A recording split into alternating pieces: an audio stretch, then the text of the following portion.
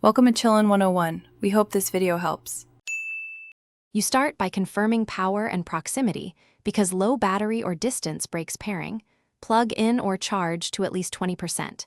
Make sure you are within about 3 meters and remove nearby sources of interference like microwaves or crowded Wi-Fi bands. On your phone or computer, open Bluetooth settings and toggle it off then on to reset the radio. This clears transient glitches. Once done, keep the target device in pairing mode so your host can immediately detect it. Next, you remove stale links that block new connections. In your host's Bluetooth list, choose the device and select Forget or Remove. This clears incorrect profiles that can prevent authentication.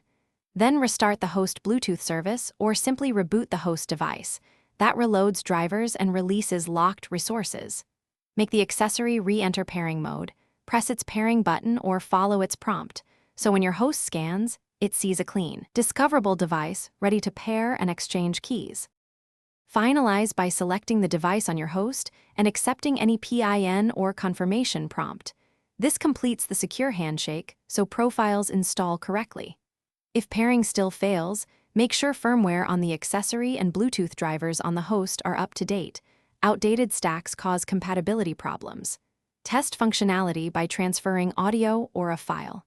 If it still won't connect, try pairing with a different host to isolate whether the accessory or the original host is at fault.